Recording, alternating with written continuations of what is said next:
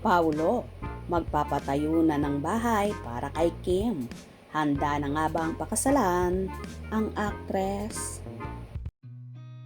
I've seen a lot of change, been through a lot of pain.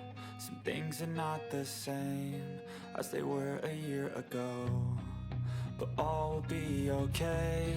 I move on each and every day. The past. Marami ang nagsasabing seryoso na si Paulo Avellino sa relasyon nila ngayon ni Kim Chiu at hindi para lang sa kanilang showbiz career. Patunay nito ay isinama nga niya si Kim nang dalawin niya ang anak niya kay LJ Reyes na si Aki na nakabase na ngayon sa New York City, USA. Mukhang tanggap ni LJ si Kim na maging madrasta ni Aki dahil mabait ang Chinita Princess. In fact, naka-follow na si LJ sa Instagram ni Kim at nag-follow back na rin naman si Chinita Princess sa ina ni Aki. Well, at this point sa buhay ni Paulo, mukhang desidido na nga siyang lumagay sa tahimik at magkaroon ng sariling pamilya. Para sa kanya, si Kim Chiu na ang kanyang dawan. Handa siyang pakasalan ang Chinita Princess.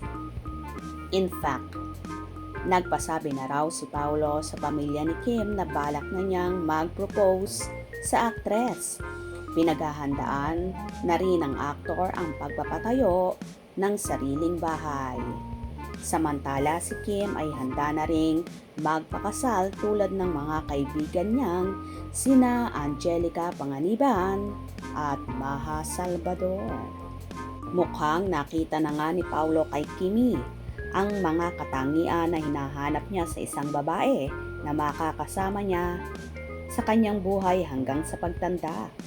Kung papansinin mo talaga, ibang Paulo na nga siya ngayon na mas lalong naging matured na sa mga desisyon at tila handang-handa nang magpatali sa dalaga. Iba talaga ang impact ng aktres sa buhay ni Paulo simula nang makatrabaho at magkasama sila. Naging joker at masayahin na rin ang aktor at energetic na rin like Kim.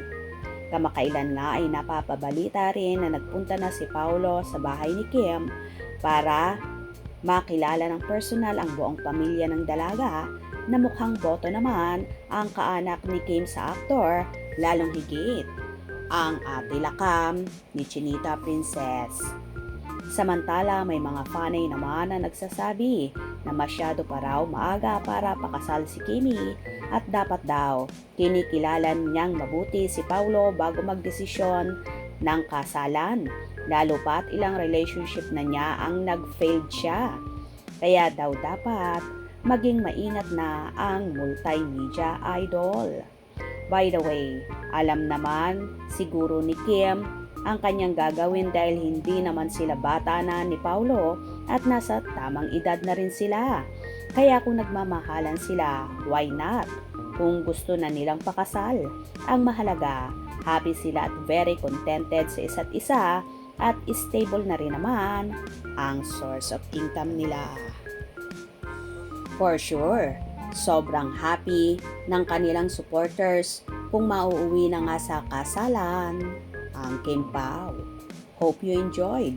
Please subscribe for more info.